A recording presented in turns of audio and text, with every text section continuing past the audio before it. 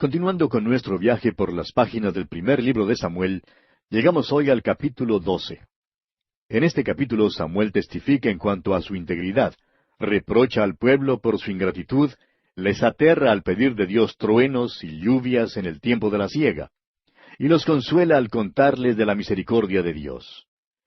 En este capítulo 12, Samuel pasa toda la autoridad a Saúl, y entrega su informe como juez sobre Israel. El versículo 3 es la autobiografía de Samuel. Era un hombre admirable. Aunque Saúl fue la selección de Israel, como lo veremos en el versículo 13, Dios todavía bendecirá si el pueblo obedece. El pueblo comienza a ver y a reconocer su error. El versículo 22 es la revelación de la maravillosa gracia de Dios. Ahora, al llegar a este capítulo, estamos seguros que alguien estará pensando que nos equivocamos en cuanto a Saúl y que lo hemos prejuzgado. Parece como si Saúl estuviera saliendo muy bien. Ciertamente empezó bien y hasta aquí parece ser un gran rey. Pero vamos a seguir nuestro estudio. Quizás sea en realidad una lástima que su historia no termine aquí. Leamos pues el primer versículo de este capítulo 12 del primer libro de Samuel. Dijo Samuel a todo Israel: He aquí yo he oído vuestra voz en todo cuanto me habéis dicho, y os he puesto rey. Esta es la última obra de Samuel. Este es su discurso final. Era un hombre extraordinario y ahora Saúl le está sucediendo. Saúl fue elegido por Israel, pero Dios promete todavía bendecir al pueblo si le obedece. Y como lo veremos, Dios les dará toda oportunidad posible. Continuemos con el versículo 2. Ahora pues, he aquí vuestro rey va delante de vosotros. Yo soy ya viejo y lleno de canas, pero mis hijos están con vosotros, y yo he andado delante de vosotros desde mi juventud hasta este día. Samuel se crió en el tabernáculo. Su vida la pasó como en una pecera, pues el pueblo le veía todo el tiempo. Probablemente ningún hombre jamás tuviera la vida pública que tuvo Samuel. Muchas veces en nuestra edad, un hombre entra en la vida pública y el pueblo lo acepta. De repente, alguien se entera de su pasado negro y el héroe cae. Pero no fue así en el caso de Samuel. La madre le trajo como pequeñuelo al tabernáculo. Vivió toda su vida ante el pueblo. Luego añadió la siguiente nota triste de un querido padre: Pero mis hijos están con vosotros. En otras palabras, ¿por qué no los aceptan a ellos? Samuel trató de darles el cargo de jueces, pero Dios no los quiso tener. Eran muchachos que no fueron aceptos al Señor. Avancemos ahora con el versículo 3. Aquí estoy. Atestiguad contra mí delante de Jehová y delante de su ungido, si he tomado el buey de alguno, si he tomado el asno de alguno, si he calumniado a alguien, si he agraviado a alguno, o si de alguien he tomado cohecho para cegar mis ojos con él, y os lo restituiré. Esta es una tremenda declaración de un hombre que ha estado ante el público por tantos años y que había servido como juez. Había tenido muchas oportunidades para enriquecerse, pero nunca se dio a la tentación. Samuel es uno de los hombres sobresalientes de la palabra de Dios y sin embargo fracasó como padre. Muchos hombres públicos son como él. Muchos líderes cristianos populares han tenido hijos que no salieron como sus padres. Es difícil entenderlo, amigo oyente, pero así es como la familia humana ha ido andando por todos los siglos y milenios del pasado. Samuel dijo que si hubiera hecho alguna de las cosas que mencionó al pueblo, estaba listo para restituirlo. Habría sido fácil que algún hombre que alguna vez se hubiera enojado debido a una de las decisiones de Samuel se parara para decir: bueno, en verdad no me trataste justamente. Pero como usted ve, ninguno se paró. Leamos aquí el versículo 5 de este capítulo 12 del primer libro de Samuel. Y él les dijo: Jehová es testigo contra vosotros, y su ungido también es testigo en este día, que no habéis hallado cosa alguna en mi mano. Y ellos respondieron: Así es. La vida de Samuel pudo aguantar este tipo de inspección pública. En verdad era un hombre de Dios. Prosigamos ahora con los versículos 6 al 12. Entonces Samuel dijo al pueblo: Jehová que designó a Moisés y a Aarón, y sacó a vuestros padres de la tierra de Egipto, es testigo.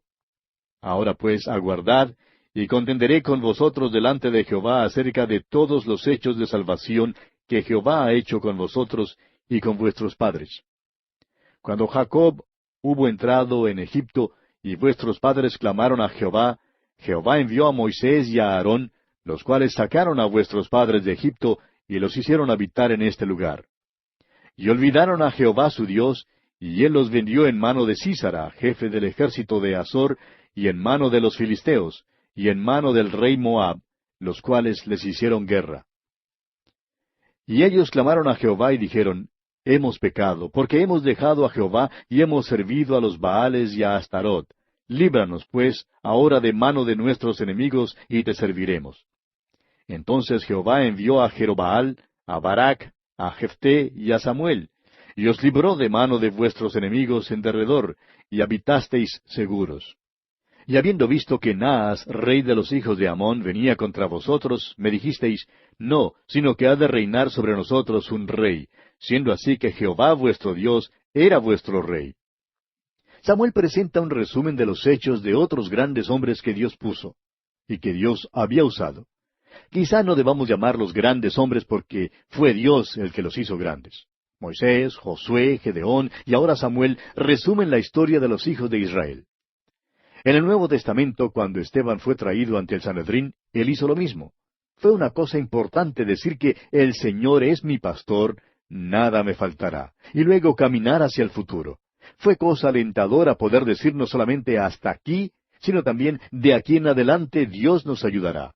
Eso es exactamente lo que Samuel hace otra vez. Se para una vez más en Ebenezer y levanta ese monumento. Está diciendo, mirad cómo Dios ha guiado a Israel. Después de resumir su historia, Samuel llega a su estado y condición presente y dice en el versículo 13, Ahora pues, he aquí el rey que habéis elegido, el cual pedisteis. Ya veis que Jehová ha puesto rey sobre vosotros.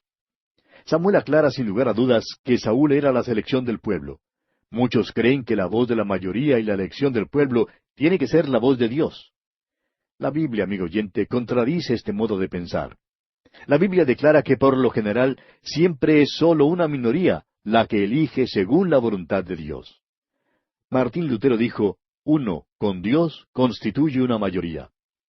El pueblo quiso tener a Saúl como su rey. Dios quería tener a David. ¿Qué diferencia cuando Dios hace la selección? Sigamos adelante con el versículo 14 de este capítulo 12 del primer libro de Samuel. Si temiereis a Jehová y le sirviereis, y oyereis su voz, y no fuereis rebeldes a la palabra de Jehová, y si tanto vosotros como el rey que reina sobre vosotros servís a Jehová vuestro Dios, haréis bien. Simplemente porque Saúl es la elección del pueblo, Dios no le desechará.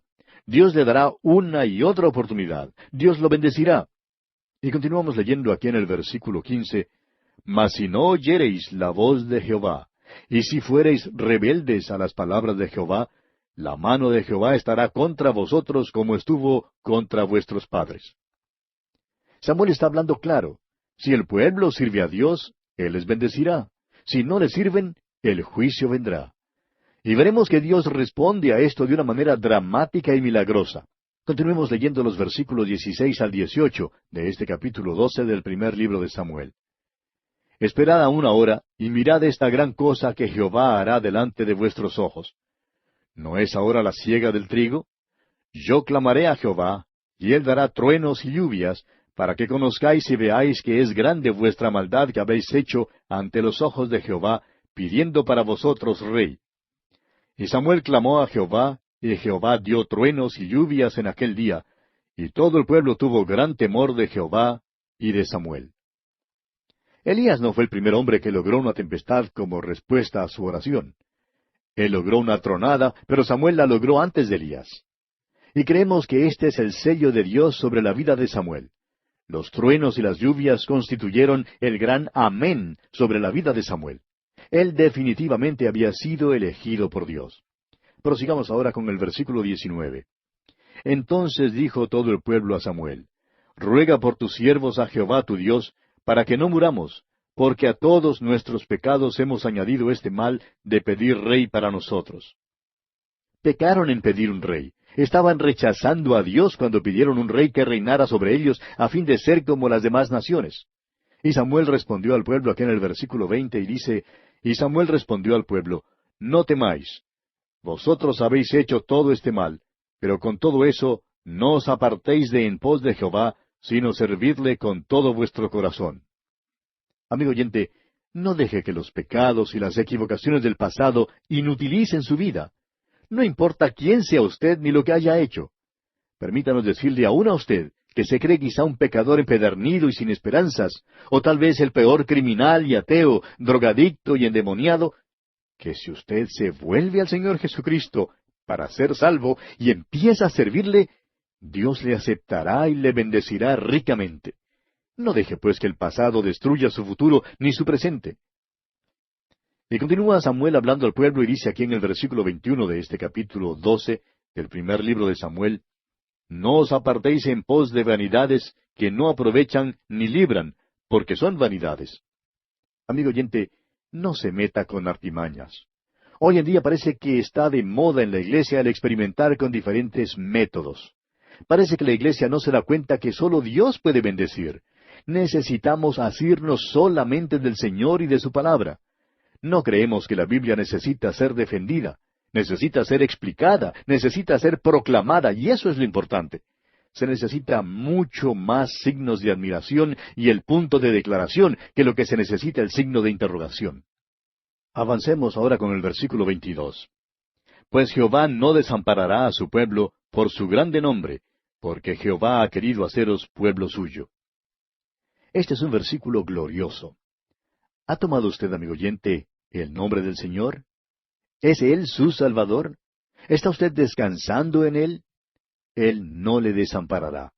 El Señor dice a través del escritor de la epístola a los Hebreos en el capítulo 13, versículo 5, Sean vuestras costumbres sin avaricia, contentos con lo que tenéis ahora, porque Él dijo, No te desampararé, ni te dejaré. ¡Cuán maravilloso es nuestro Dios, amigo oyente! El Señor ha querido hacernos pueblo suyo. Ahora, ¿por qué escogería Dios a la nación de Israel? Cuando usted busque la respuesta a esa pregunta, mire a Dios y no al pueblo. Dios lo escogió y eso es suficiente. Gracias a Dios por eso. Amigo oyente, Dios le escogió a usted y es posible que algunos de sus amigos se pregunten por qué. Pero Dios nos escogió a usted y a mí, amigo oyente, y eso es suficiente. Gracias a Dios por eso. Pudo haberme pasado por alto, pero me regocijo en gran manera en el hecho de que no lo hizo. No me pasó por alto. Este es un gran mensaje el que Samuel da a los israelitas, amigo oyente. ¿No se encuentra feliz usted por ser elegido por Dios? ¿No es maravilloso que usted y el Señor sean amigos? ¿No es grande el hecho de que Él es su Salvador? Él está a favor de usted y no en contra de usted. Él quiere ayudarle. Es un ayudador poderoso, amigo oyente, tanto como es un Salvador. Dice el mismo escritor a los Hebreos allá en el capítulo 7 de su carta, versículo 25, salva perpetuamente a los que por Él se acercan a Dios. Volviendo ahora al capítulo 12 del primer libro de Samuel, leamos el versículo 23. Y Samuel continúa diciendo, Así que, lejos sea de mí que peque yo contra Jehová, cesando de rogar por vosotros. Antes os instruiré en el camino bueno y recto. En este ministerio radial hemos encontrado que muchos tienen un don, y es el don de orar, y creemos que es un don de Dios. Hay algunos que se encuentran postrados en camas de aflicción y dolor, personas que jamás se levantarán de ellas, pero quienes tienen un ministerio de oración. No cambiaríamos nada por el respaldo de sus oraciones. Nosotros necesitamos sus oraciones. Muchos de nuestros oyentes que nos han visitado nos dicen, siempre oramos por ustedes. Y amigo oyente, cuando escuchamos decir algo así, nos sentimos llenos de gozo y de entusiasmo y de emoción. En verdad, amigo oyente, es un privilegio orar por otros. Ahora Samuel dijo, lejos sea de mí que peque yo contra Jehová, cesando de rogar por vosotros. Todos nosotros tenemos la responsabilidad de orar. También es mía la responsabilidad de orar por mi familia. Si yo no oro por ella, ¿quién más orará por ella? Tengo además la responsabilidad de orar por mi ministerio radial. Usted, hermano que nos escucha, tiene esa responsabilidad y esperamos que ore por nosotros. Debemos orar los unos por los otros. Hay muchos necesitados. El hecho es que hay un grupo aquí que se reúne con regularidad para elevar al trono de Dios las peticiones que nos llegan por medio de las cartas que se dirigen a este programa. Lejos sea de nosotros que pequemos contra el Señor, cesando de rogar los unos por los otros. Y concluye Samuel su discurso diciendo aquí en los versículos 24 y 25 de este capítulo 12 del primer libro de Samuel: Solamente temed a Jehová y servidle de verdad con todo vuestro corazón, pues considerad cuán grandes cosas ha hecho por vosotros. Mas si perseverareis en hacer mal, vosotros y vuestro rey pereceréis. Amigo oyente, si usted ha asistido a algún partido de fútbol o de béisbol en el estadio, habrá notado cómo los entusiastas de los diferentes equipos saltan y brincan cuando el equipo correspondiente hace cualquier avance. Y a veces uno piensa que van a sufrir un ataque de histeria debido a su manera de portarse. Saltan y brincan y palmotean y se portan como locos. Pero amigo oyente, al observarlos no podemos menos que desear esa misma clase de entusiasmo para las cosas de Dios. Amigo oyente, necesitamos servir a Dios de todo corazón. Necesitamos hacer caso del mensaje de Samuel al pueblo de Israel. Y bien, así concluye nuestro estudio de este capítulo 12 del primer libro de Samuel. Y llegamos ahora al capítulo 13. Y en este capítulo tenemos la cuadrilla escogida por Saúl. Veremos también que Saúl junta a los hebreos en Gilgal contra los filisteos, cuya guarnición Jonatán había atacado. Tenemos también el gran ejército de los filisteos, el apuro de los filisteos.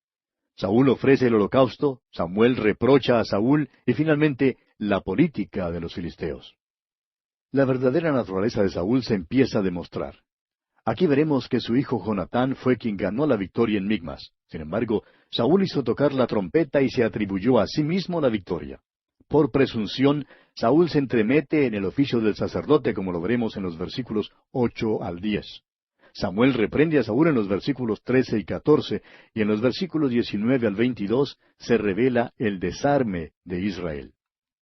En este capítulo 13 creemos que será posible mantener la tesis que presentamos en el capítulo 9 en cuanto al rey Saúl.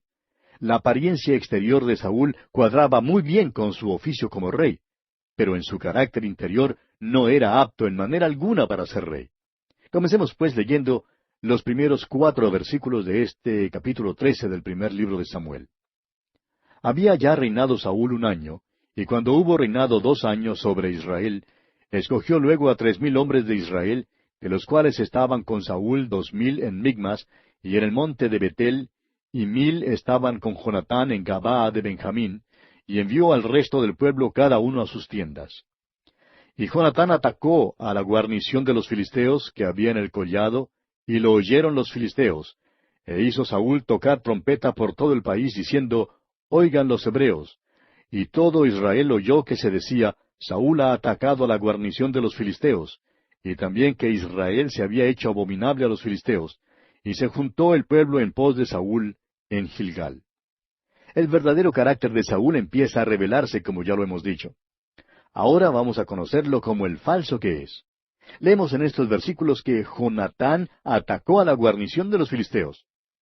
Ahora, ¿a quién fue atribuida la victoria? A Saúl. Jonatán era un líder militar muy capaz. Pero veremos cómo Jonatán gana otra victoria usando una estrategia muy interesante. Pero en esta batalla, Jonatán fue quien guerreó, mientras Saúl hizo tocar la trompeta. Sin embargo, fue Saúl quien se autoatribuyó la victoria. Reunió a todo Israel y dio un informe falso. Es más que seguro que el ejército sabía que el informe de Saúl no era verdadero, y más aún lo sabían los seguidores de Jonatán. ¿Es entonces humilde en verdad Saúl?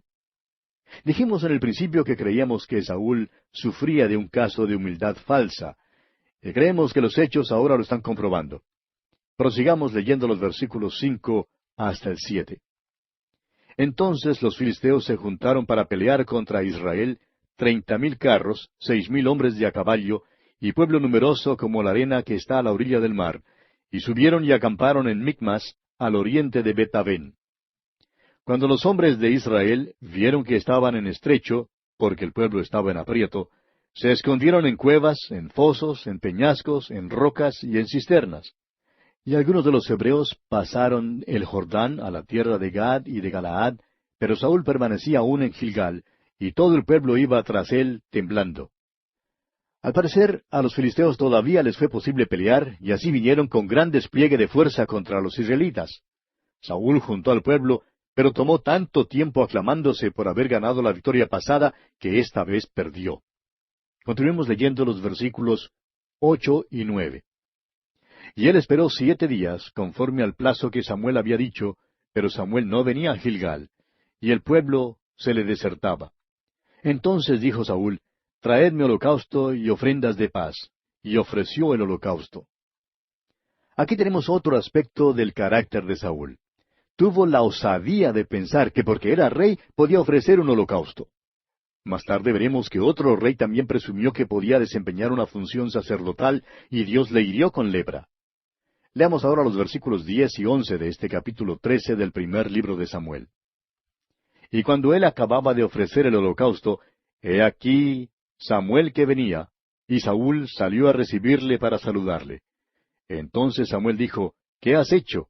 Y Saúl respondió, Porque vi que el pueblo se me desertaba, y que tú no venías dentro del plazo señalado, y que los filisteos estaban reunidos en Micmas.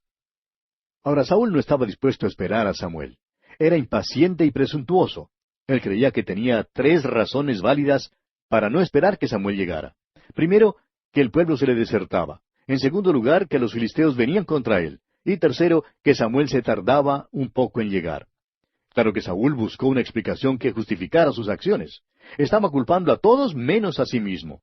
Y continúa diciendo aquí en el versículo 12, Me dije, Ahora descenderán los filisteos contra mí a Gilgal, y yo no he implorado el favor de Jehová. Me esforcé, pues, y ofrecí holocausto. Saúl se esforzó, dice aquí, a ofrecer holocausto y a hacer su petición al Señor. Permítanos decir, amigo oyente, que Saúl mintió aquí. Demostró un falso sentimiento religioso. Este es el verdadero Saúl, amigo oyente. Entonces Samuel dijo a Saúl, aquí en los versículos 13 y 14, Entonces Samuel dijo a Saúl, Locamente has hecho, no guardaste el mandamiento de Jehová tu Dios que él te había ordenado, pues ahora Jehová hubiera confirmado tu reino sobre Israel para siempre. Mas ahora tu reino no será duradero. Jehová se ha buscado un varón conforme a su corazón, al cual Jehová ha designado para que sea príncipe sobre su pueblo, por cuanto tú no has guardado lo que Jehová te mandó. A Saúl se le dijo en el principio que si obedecía a Dios, Dios le bendeciría, pero si le desobedecía, habría juicio. Un rey debe obedecer al Señor. Es necesario que un soberano obedezca al Señor. Lo que el mundo necesita hoy es un soberano que sea gobernado por el Señor. Ese es nuestro problema, amigo oyente. Claro que no tendremos uno sino hasta cuando el Señor Jesucristo mismo vuelva a la tierra. Ese es el propósito final de Dios en su plan de las edades. Ahora Saúl ha desobedecido, de modo que Dios encuentra a otro que sirva como rey y hará que se presente, y ni siquiera Samuel en este tiempo sabe quién será. Y bien, amigo oyente, aquí vamos a detenernos por hoy, porque nuestro tiempo ya ha concluido. Continuaremos, Dios mediante, en nuestro próximo programa.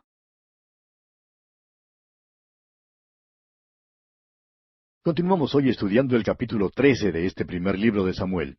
Y en nuestro programa anterior decíamos que el rey Saúl había tenido la osadía de pensar que porque era rey podría ofrecer un holocausto. Y vimos cómo había mentido diciendo que se había esforzado para ofrecer holocausto y hacer su petición al Señor. Y con esto solamente demostró un falso sentimiento religioso. Señalamos también el hecho de que a Saúl se le había dicho en el principio que si obedecía a Dios, Dios le bendeciría, pero que si desobedecía, habría juicio. Un rey debe obedecer al Señor. Es necesario que un soberano obedezca al Señor. Lo que el mundo necesita hoy es un soberano que sea gobernado por el Señor. Ese es nuestro problema, amigo oyente. Claro que no tendremos uno, sino hasta cuando el Señor Jesucristo mismo vuelva a la tierra. Este es el propósito final de Dios en su plan de las edades. Ahora Saúl ha desobedecido y por tanto Dios encuentra a otro que sirva como rey. Y hará que se presente, pero ni siquiera Samuel en este tiempo sabe quién será. Hoy vamos a considerar el desamparo de Israel ante los filisteos. Leamos los versículos 15 al 17 de este capítulo 13 del primer libro de Samuel. Y levantándose Samuel subió de Gilgal a Gabaa de Benjamín. Y Saúl contó la gente que se hallaba con él como 600 hombres. Saúl pues, y Jonatán su hijo, y el pueblo que con ellos se hallaba, se quedaron en Gabaa de Benjamín, pero los filisteos habían acampado en Micmas. Y salieron merodeadores del campamento de los filisteos en 3 escuadrones, Un escuadrón marchaba por el camino de Ofra hacia la tierra de Sual. Ahora la batalla está por comenzar, y vemos aquí el verdadero peligro del desarme. Hoy en día hay muchos que creen que la paz mundial se conseguirá por medio del desarme. Creen que si pueden ser destruidas todas las municiones, que de una u otra manera la guerra será eliminada. Otros creen que si una ley es promulgada en cuanto a las armas de fuego y los honrados son desarmados, que esto de por sí detendrá a los criminales. Bueno, no se puede desarmar a los criminales. Todo lo que se logra es exponer a los honrados a la merced de los elementos criminales. Este es un modo de pensar idealista y hasta necio en verdad.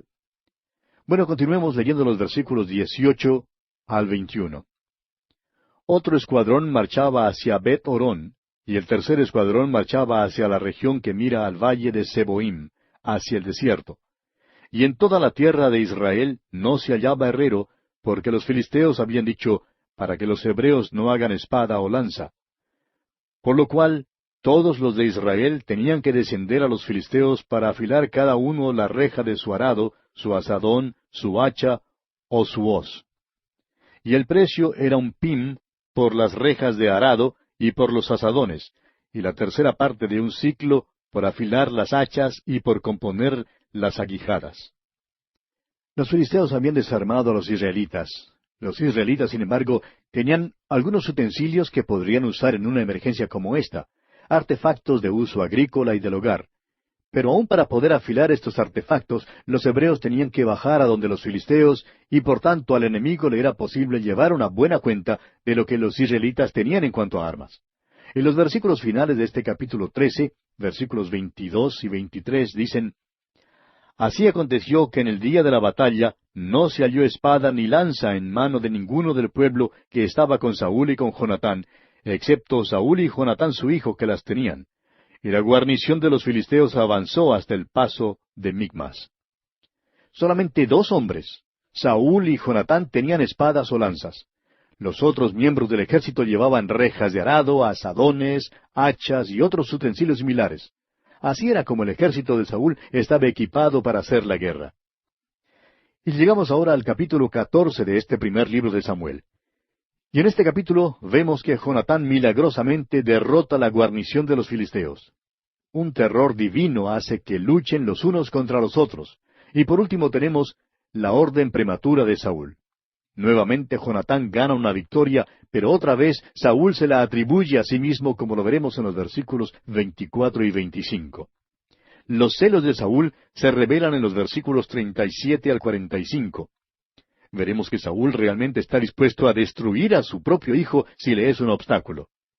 El capítulo 14 nos da la estrategia de batalla que Jonatán empleó contra los filisteos.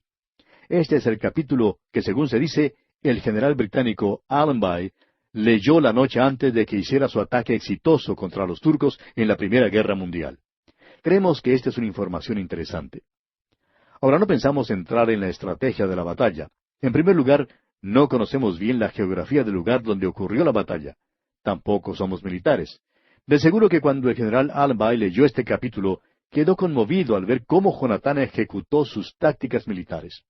Comencemos, pues, leyendo los versículos 1 al 14 de este capítulo 14 del primer libro de Samuel.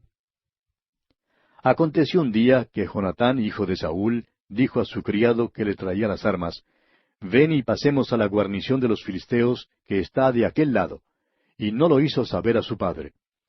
Y Saúl se hallaba al extremo de Gabá, debajo de un granado que hay en Migrón, y la gente que estaba con él era como 600 hombres. Y Ahías, hijo de Ahitob, hermano de Icabod, hijo de Finés, hijo de Elí, sacerdote de Jehová en Silo, llevaba el ephod, y no sabía el pueblo que Jonatán se hubiese ido. Y entre los desfiladeros por donde Jonatán procuraba pasar a la guarnición de los filisteos, había un peñasco agudo de un lado, y otro del otro lado. El uno se llamaba Boses, y el otro Sene. Uno de los peñascos estaba situado al norte, hacia Micmas, y el otro al sur, hacia Gabá. Dijo pues Jonatán a su paje de armas, Ven, pasemos a la guarnición de estos incircuncisos. Quizá haga algo Jehová por nosotros, pues no es difícil para Jehová salvar con muchos o con pocos. Y su paje de armas le respondió, Haz todo lo que tienes en tu corazón. Ve, Pues aquí estoy contigo a tu voluntad. Dijo entonces Jonatán, vamos a pasar a esos hombres, y nos mostraremos a ellos. Si nos dijeren así, esperad hasta que lleguemos a vosotros, entonces nos estaremos en nuestro lugar, y no subiremos a ellos.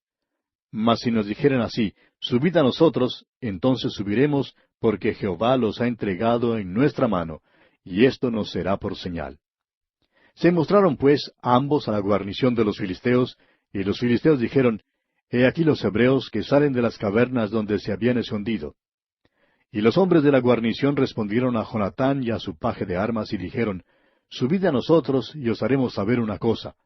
Entonces Jonatán dijo a su paje de armas, Sube tras mí, porque Jehová los ha entregado en manos de Israel. Y subió Jonatán trepando con sus manos y sus pies, y tras él su paje de armas. Y a los que caían delante de Jonatán, su paje de armas que iba tras él, los mataba. Y fue esta primera matanza que hicieron Jonatán y su paje de armas, como 20 hombres, en el espacio de una media yugada de tierra. Usando su conocimiento del lugar, la estrategia de Jonatán y su paje de armas fue pasar por un desfiladero. Allí, con los pocos instrumentos que tenían con qué pelear, el ejército de Jonatán obtuvo una ventaja clara. Esta era una situación muy similar a la que tuvo lugar en un paso de las montañas en la Grecia oriental. En aquella batalla, allá por el año 480 a.C., un puñado de espartanos solo fueron vencidos después de mantener distanciado al gran ejército persa. El pequeño ejército de los griegos se veía amenazado por un ejército muy superior en cuanto a hombres y armamentos, pero confiaban que si pudiesen embotellar a los persas, de tal manera que solamente unos pocos pudieran pelear a la vez, los griegos, quienes eran superiores en combate de cuerpo a cuerpo, podrían obtener la victoria. Pues bien, los israelitas también eran superiores hombre a los filisteos, aunque los filisteos les excedieron en número. La estrategia de Jonatán era la de embotellar a los filisteos. Aún yo puedo entender cómo resultaría esto para el provecho de Israel. Ahora, aunque las tácticas militares son interesantes, en verdad tenemos interés en la lección espiritual que está contenida en este capítulo. Sigamos pues leyendo los versículos 15 al 19 de este capítulo 14 del primer libro de Samuel. Y hubo pánico en el campamento y por el campo y entre toda la gente de la guarnición, y los que habían ido a merodear, también ellos tuvieron pánico, y la tierra tembló.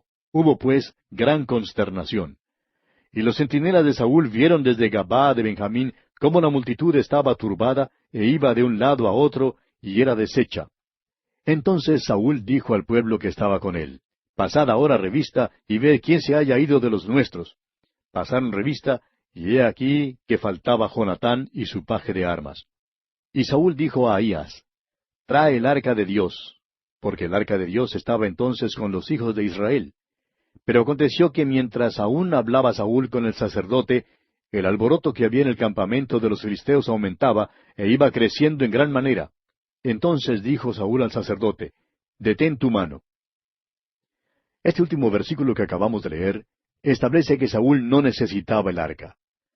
Como ya lo hemos visto, en los días de Samuel los hijos de Israel hacían uso del arca de una manera supersticiosa, creyendo que les ayudaría a ganar sus batallas. Saúl quiso sacar aquí nuevamente el arca para prácticamente el mismo propósito. Leamos ahora los versículos 20 al 23. Y juntando Saúl a todo el pueblo que con él estaba, llegaron hasta el lugar de la batalla. Y he aquí que la espada de cada uno estaba vuelta contra su compañero, y había gran confusión. Y los hebreos que habían estado con los filisteos de tiempo atrás, y habían venido con ellos de los alrededores al campamento, se pusieron también del lado de los israelitas que estaban con Saúl y con Jonatán. Asimismo, todos los israelitas que se habían escondido en el monte de Efraín, oyendo que los filisteos huían, también ellos los persiguieron en aquella batalla. Así salvó Jehová a Israel aquel día, y llegó la batalla hasta Bet-Aven. A pesar del deseo y la acción de Saúl de sacar el arca, fue la estrategia y el valor de Jonatán lo que ganó la batalla desde el punto de vista humano. Vemos claramente que Dios está con este joven. Es lástima, pero veremos que no vivirá por mucho tiempo. Consideremos ahora la orden prematura de Saúl. Leamos los versículos 24 al 27 de este capítulo 14 del primer libro de Samuel. Pero los hombres de Israel fueron puestos en apuro aquel día, porque Saúl había juramentado al pueblo diciendo, cualquiera que coma pan antes de caer la noche, antes que haya tomado venganza de mis enemigos, sea maldito. Y todo el pueblo no había probado pan. Y todo el pueblo llegó a un bosque donde había miel en la superficie del campo. Entró pues el pueblo en el bosque, y he aquí que la miel corría, pero no hubo quien hiciera llegar su mano a su boca, porque el pueblo temía el juramento. Pero Jonatán no había oído cuando su padre había juramentado al pueblo, y alargó la punta de una vara que traía en su mano y la mojó en un panal de miel, y llevó su mano a la boca, y fueron aclarados sus ojos. Es interesante notar que Jonatán no tenía conocimiento de la orden extraña de su padre, que prohibía al ejército comer algo hasta que se ganara la batalla. En verdad, Jonatán ya había ganado la batalla. Ahora empezamos a ver la verdadera naturaleza de Saúl. Jonatán fue quien ganó la victoria, pero Saúl se la atribuyó a sí mismo. No está dispuesto a atribuir la victoria a su hijo. Su modestia ha desaparecido y sus celos se revelan ahora. Prosigamos leyendo los versículos 28 hasta el 30 de este capítulo 14 del primer libro de Samuel. Entonces habló uno del pueblo diciendo, Tu padre ha hecho jurar solemnemente al pueblo diciendo, Maldito sea el hombre que tome hoy alimento. Y el pueblo desfallecía. Respondió Jonatán, Mi padre ha turbado el país. Ved ahora cómo han sido aclarados mis ojos por haber gustado un poco de esta miel. ¿Cuánto más si el pueblo hubiera comido libremente hoy del botín tomado de sus enemigos? ¿No se habría hecho ahora mayor estrago entre los filisteos? Fue una orden necia la que Saúl había dado. Los hombres estaban cansados, habían peleado la batalla y habían ganado. Necesitaban algo de comer. Saúl había dicho que cualquiera que coma pan antes de caer la noche, antes que haya tomado venganza de mis enemigos, sea maldito. Y ninguno de los hombres se atrevió a tocar la miel por miedo a lo que podría hacer Saúl. Jonatán demuestra aquí la necedad de la orden de su padre. Saúl estaba turbando el país. Su modestia había desaparecido por completo. Y pasando al versículo 35, leemos hasta el versículo 39. Y edificó Saúl altar a Jehová. Este altar fue el primero que edificó a Jehová.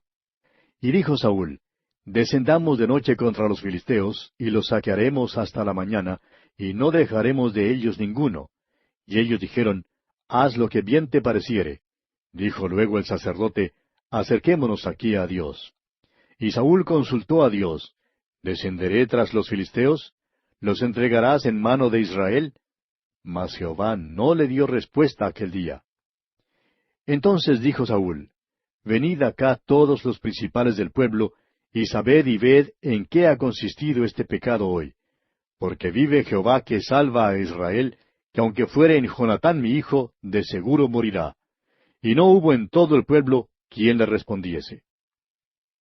Saúl, sin la más mínima autoridad para hacerlo, edificó un altar y ofreció sacrificios al Señor. Es así más y más evidente que Dios no estaba usando a este hombre de ninguna manera. Saúl había obrado mal, pero no está dispuesto a aceptar su culpa. Saúl le avisa entonces al ejército que alguien había pecado. El ejército se paró ante él sin responder.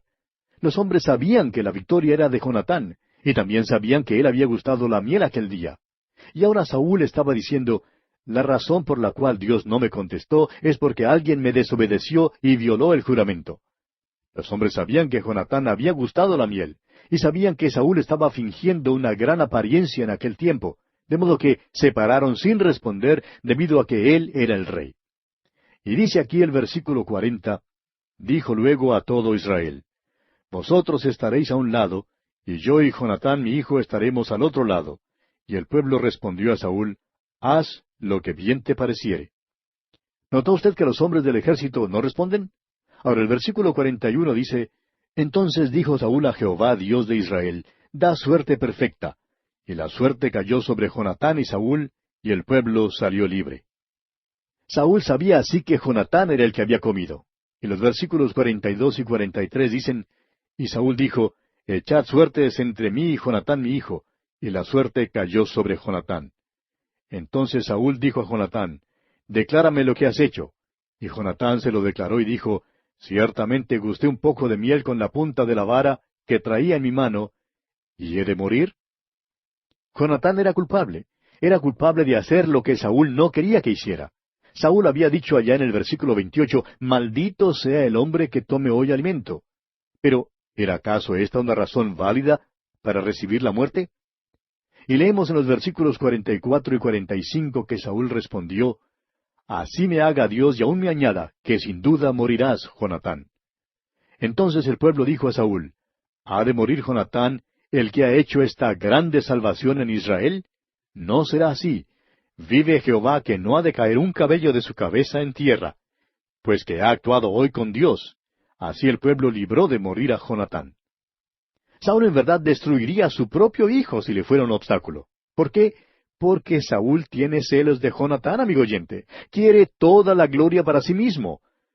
Los hombres del ejército se habían quedado callados durante toda la gritería y las disparatadas de Saúl. Pero cuando la vida de Jonatán estuvo en peligro, ya no pudieron permanecer callados. Ahora vemos el verdadero carácter de Saúl. Más tarde veremos cómo se portará desobedeciendo directamente a Dios. Hará algo que resultará en una tragedia para la nación de Israel. Y si Dios no hubiera intervenido, habría significado la destrucción total de la nación. Saúl está revelando el hecho de que no es en ninguna manera un hombre de Dios. En verdad, es hombre de Satanás.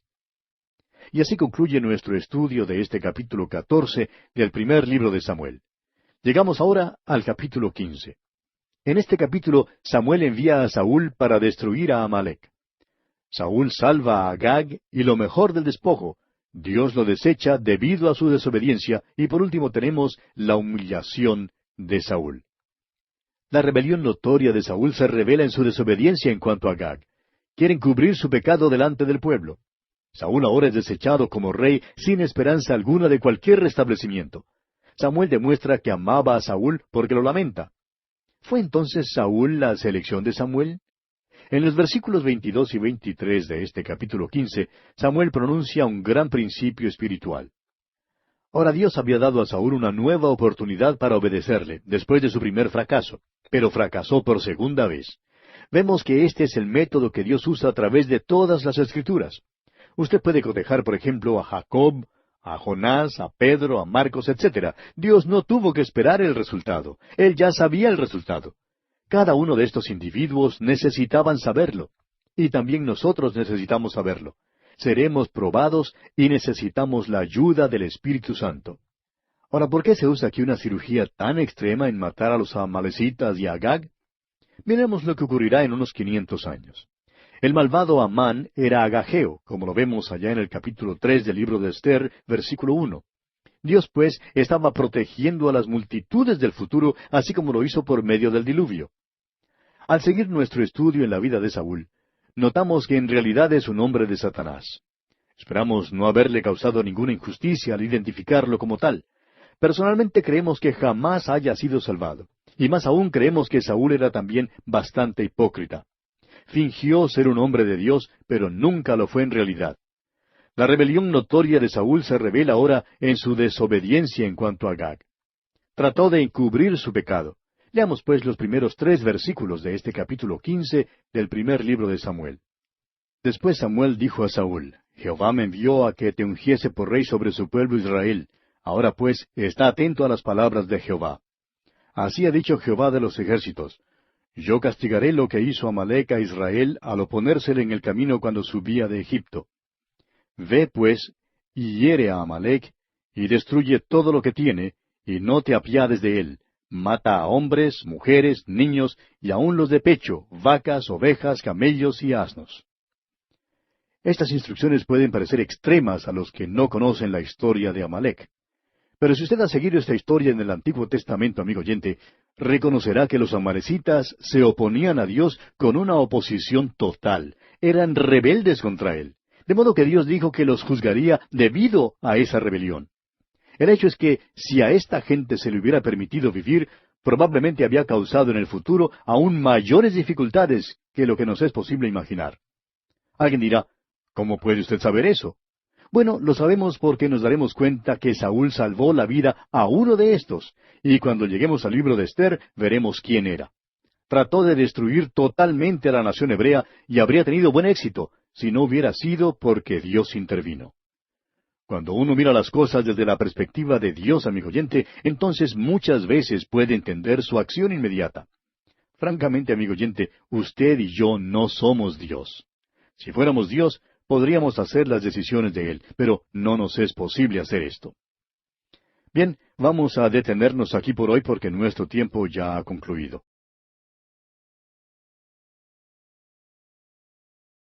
Continuamos hoy nuestro estudio en el capítulo 15 del primer libro de Samuel.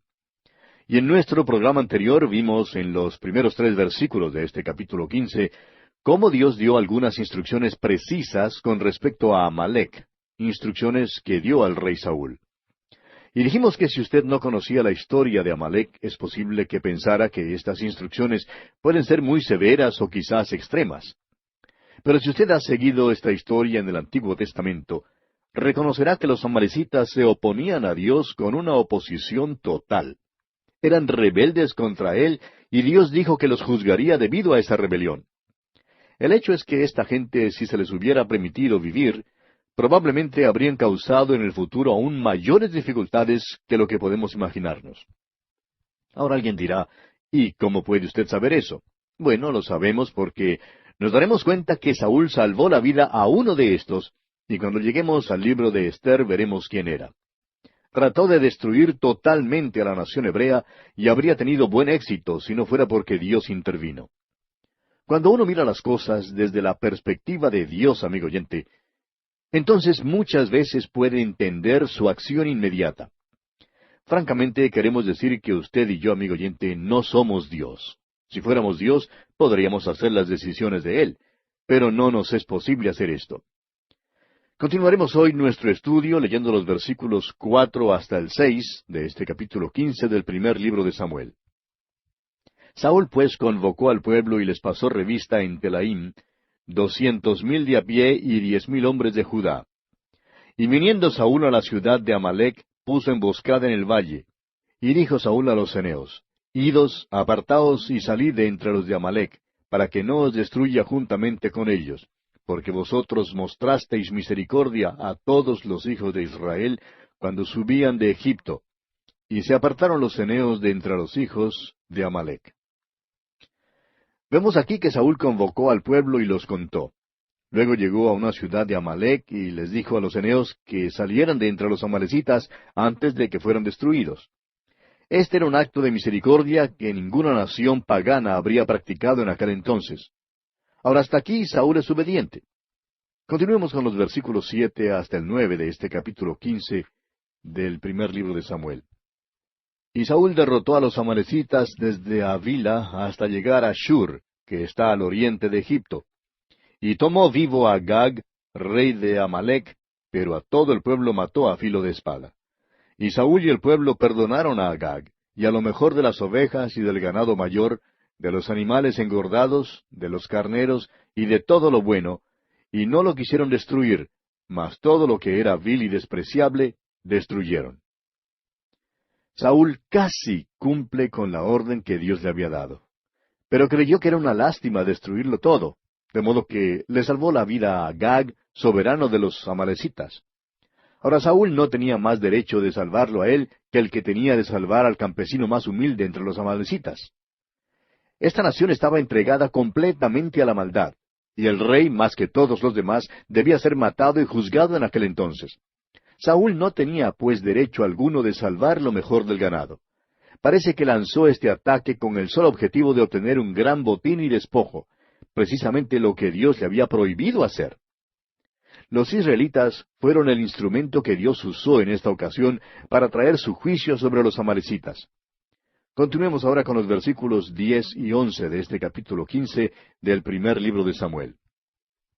Y vino palabra de Jehová a Samuel diciendo, Me pesa haber puesto por rey a Saúl, porque se ha vuelto de en pos de mí, y no ha cumplido mis palabras. Y se apesadumbró Samuel, y clamó a Jehová toda aquella noche. No era solamente el pueblo el que había elegido a Saúl, sino Samuel también. Samuel amaba a Saúl y quería que saliera bien como rey. Él quizá quería que Saúl, aún más que David, tuviera buen éxito. Sin embargo, Dios ahora ha desechado a Saúl, y Samuel, quien es obediente a Dios, debe ejecutar las órdenes de Dios. Saúl ha sido desobediente y el juicio entonces viene. Leamos los versículos 12 y 13 ahora. Madrugó luego Samuel para ir a encontrar a Saúl por la mañana, y fue dado aviso a Samuel diciendo, Saúl ha venido a Carmel, y he aquí se levantó un monumento, y dio la vuelta y pasó adelante y descendió a Gilgal. Vino pues Samuel a Saúl, y Saúl le dijo, Bendito seas tú de Jehová, yo he cumplido la palabra de Jehová. Saúl dice que había sido obediente, pero fíjese usted la réplica mordaz que Samuel le da. Aquí en los versículos 14 y 15, leamos. Samuel entonces dijo, Pues qué valido de ovejas y bramido de vacas es este que yo oigo con mis oídos. Y Saúl respondió, De Amalec los han traído, porque el pueblo perdonó lo mejor de las ovejas y de las vacas, para sacrificarlas a Jehová tu Dios, pero lo demás lo destruimos. Escuche usted a Saúl al comenzar a hacer uso del lenguaje ambiguo y del subterfugio en un esfuerzo por encubrir su mala conducta bajo falsas apariencias. Dice que tenía un motivo muy piadoso para salvar algunos animales. Quería tener animales excelentes para ofrecer de sacrificio al Señor. Esto, claro, fue su esfuerzo por tratar de encubrir su desobediencia. De seguro que usted conoce muy bien este mismo tipo de hipocresía en nuestra cultura contemporánea. Causa molestia, por ejemplo, escuchar reportes sobre las ganancias que el consumo de licor genera y que han sido donadas para hermosos jardines y sitios escénicos, como también para obras de caridad. A las organizaciones involucradas siempre les gusta que esto se dé a conocer, y parece que los periódicos se gozan informando cuánto es que los intereses licoreros pagan cada año en impuestos. Claro que todo el mundo sabe que los alcohólicos le cuestan muchísimo más a nuestros gobiernos que los impuestos que pagan los intereses del licor. Pero hay una tendencia de tomar lo que es malo y tratar de cambiar su imagen como si tuviera algún fin piadoso. Y lo más lamentable, amigo oyente, es que muchos del pueblo de Dios tratan de cambiar la desobediencia en algo bueno. Todos, amigo oyente, todos somos culpables de eso. Un predicador nos cuenta que cuando salió del seminario y entró en el ministerio, tenía un automóvil viejo que se hallaba en un estado bastante ruinoso. Era un viejo Chevrolet y como él era un predicador joven, pues estaba satisfecho con ese vehículo. No se había casado todavía y se divertía mucho manejándolo. Pero su congregación se quedó escandalizada, dice él, de su viejo cacharro. Y el hecho es que creían que se trataba de algún tipo de broma. Luego cuenta él que conoció a una señorita y empezó a orar que el Señor le diera un nuevo carro. Este predicador le decía al Señor que necesitaba un nuevo carro para poder ser más eficaz en la visitación. Pero con toda franqueza, dice él, la visitación más eficaz realmente no figuraba en el asunto. Simplemente quería tener un carro nuevo para impresionar a esta señorita que había conocido. Es tan fácil, amigo oyente, para nosotros, siendo seres humanos, seamos creyentes o inconversos, hacer lo que hizo Saúl. Ahora, cuando su desobediencia se descubrió, note usted que trató de culpar al pueblo por lo que pasó. Dijo, mas el pueblo tomó del botín ovejas y vacas, las primicias del anatema. Pero la evidencia indicó que Saúl lo hizo también, y siendo que él era el rey, él fue el responsable. Samuel informa luego a Saúl lo que el Señor le ha dicho. Y le dice que Dios le ha desechado como rey. Y fíjese usted lo que Saúl responde a Samuel aquí en los versículos 20 y 21. Y Saúl respondió a Samuel, Antes bien he obedecido la voz de Jehová, y fui a la misión que Jehová me envió, y he traído a Agag, rey de Amalec, y he destruido a los amalecitas. Mas el pueblo tomó del botín ovejas y vacas, las primicias del anatema, para ofrecer sacrificios a Jehová tu Dios en Gilgal. Saúl aquí no solamente trata de culpar a otros, sino que ahora hasta dice que obedeció la voz del Señor. Ahora fíjese usted cuidadosamente en que él no dice mi Dios ni nuestro Dios, sino Jehová tu Dios en Gilgal. Salvó a Agag, pero culpa al pueblo de salvar las ovejas y las vacas. No está dispuesto, pues, a tomar ninguna responsabilidad, aunque quedó establecido sin duda alguna que él es el culpable. Y Samuel le dice aquí en los versículos 22 y 23, ¿Se complace Jehová tanto en los holocaustos y víctimas, como en que se obedezca a las palabras de Jehová? Ciertamente el obedecer es mejor que los sacrificios, y el prestar atención que la grosura de los carneros. porque como pecado de adivinación es la rebelión, y como ídolos e idolatría la obstinación. Por cuanto tú desechaste la palabra de Jehová, Él también te ha desechado para que no seas rey. Este es un pasaje muy interesante, amigo oyente. Aquí vemos cómo Saúl es desechado como rey debido a su rebelión y desobediencia a Dios. Este es un mensaje importante para cualquiera que sin serlo en realidad alega ser hijo de Dios. Hoy en día, amigo oyente, hay un peligro similar cuando entre nosotros parece que está de moda un acercamiento informal y amigable hacia el Señor Jesucristo. Por ejemplo, hay muchos coritos que se cantan que dicen algo así como Jesús es un amigo mío. Pero debemos tener mucho cuidado de no crear una impresión errónea de Jesucristo al presentar nuestra comunión con Él usando este tipo de expresiones. Cuando usted, amigo oyente, dice que Jesús es amigo suyo, ¿qué es lo que quiere decir? En realidad, usted le está rebajando a su propio nivel. Si yo dijera que el presidente de mi país, por ejemplo, es un amigo mío, estaría colocándole a mi propio nivel. Pero suponga usted que el presidente de mi país dijera por radio y televisión que yo soy su amigo. Ah, eso me elevaría a su nivel. Cuando empezamos a hablar acerca de Jesús como nuestro amigo, lo hacemos descender a nuestro nivel. Por otra parte, tenemos esta declaración inequívoca del Señor Jesucristo allá en el Evangelio según San Juan, capítulo 15, versículo 14. Jesús dijo, «Vosotros sois mis amigos si hacéis lo que yo os mando». Amigo oyente, ¿es usted obediente a Jesús? ¿Cómo se atreve a llamarle entonces su amigo si no le está obedeciendo? Desobedecer a Dios es peor que la brujería, dice aquí. Es rebelión contra Dios. Hay tantos hoy en día que son como Saúl. Cuando uno se encuentra con alguien que es totalmente desobediente al Señor, debe concluir que tal persona no pertenece al Señor. Ahora, no estamos diciendo que las obras tienen algo que ver con la salvación. Estamos diciendo simplemente que si usted es, en realidad, hijo de Dios, y llega a conocerle mediante Jesucristo, le obedecerá. Él también dijo allá en el mismo Evangelio según San Juan, capítulo 14, versículo 15, «Si me amáis, guardad mis mandamientos». Creemos que si usted le dijera al Señor, «No te amo», Él le diría, «Olvídate entonces de guardar mis mandamientos». Lo importante, amigo oyente, es estar correctamente relacionado con el Señor Jesucristo. Ser hijo de Dios es conocerle de una manera muy personal. Eso es lo que distingue al cristianismo de todas las demás religiones del mundo. Usted puede ser budista sin conocer a Buda. Puede ser seguidor de Confucio sin conocerle. Puede ser miembro de cualquier religión sin conocer su fundador. Pero usted, amigo oyente, no puede. Repito, no puede ser cristiano sin conocer de una manera personal al Señor Jesucristo. Conocerle es vida eterna.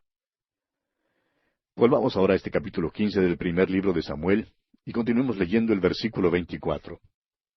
Entonces Saúl dijo a Samuel, «Yo he pecado, pues he quebrantado el mandamiento de Jehová y tus palabras, porque temí al pueblo y consentí a la voz de ellos. Perdona pues ahora mi pecado». Fíjese usted cómo Saúl admite aquí su rebelión y los motivos que da por haber actuado así. Dice que tenía miedo al pueblo y por tanto obedeció los deseos de ellos. Es decir, que Saúl quería agradar a todos. Y hoy en día, amigo oyente, hay muchos que son como Saúl. Hay muchos predicadores inclusive que tratan de agradar a todos. Hasta comprometen su mensaje porque quieren llevarse bien con todo el mundo. Permítanos decir, amigo oyente, que así también fue como Saúl abordó la situación. Ahora es verdad que Saúl confiesa que ha pecado, pero su contrición no es genuina. Y continúa hablando aquí en los versículos 25 al 29, «Y vuelve conmigo para que adore a Jehová».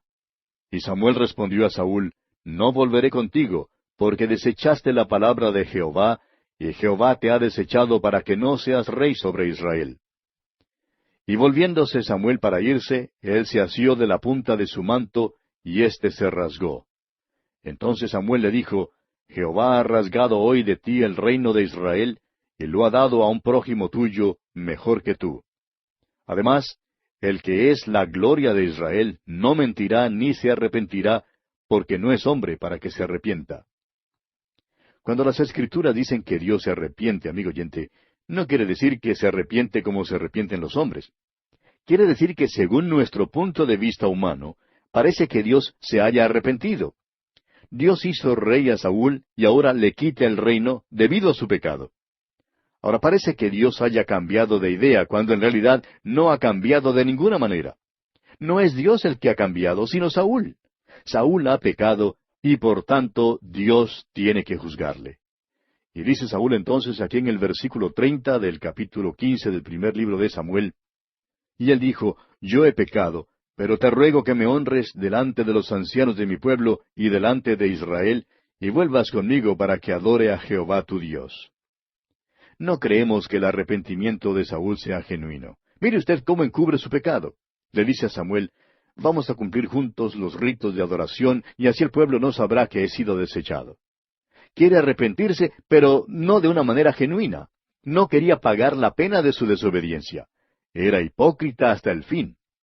Y los versículos 31 al 33 dicen, y volvió Samuel tras Saúl, y adoró Saúl a Jehová.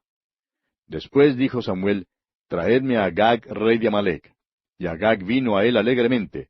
Y dijo Agag, ciertamente ya pasó la amargura de la muerte. Y Samuel dijo, como tu espada dejó a las mujeres sin hijos, así tu madre será sin hijo entre las mujeres. Entonces Samuel cortó en pedazos a Agag delante de Jehová en Gilgal. Y Samuel mató a Agag. Ahora, ¿por qué fue necesario el uso de esta cirugía extrema y matar a todos los amalecitas y a Agag? Amalec era hijo de Esaú. Los amalecitas pelearon contra los hijos de Israel cuando éstos trataban de entrar en la tierra prometida. Y Dios dijo que haría guerra contra Amalec de generación en generación y que por fin los juzgaría. Los amalecitas tuvieron como unos 500 años para cambiar su manera de ser. Pero ellos volvieron sus espaldas en definitiva contra Dios y por tanto Dios los juzgó. Ahora, ¿qué le parece a usted Agag? Era miembro de la familia real.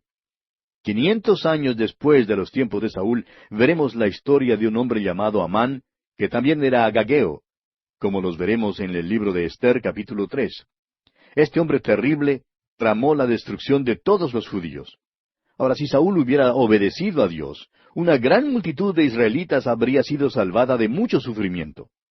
Dios, amigo oyente, conoce lo que vendrá desde el principio y conoce lo mejor que debe hacerse en cualquier situación inmediata.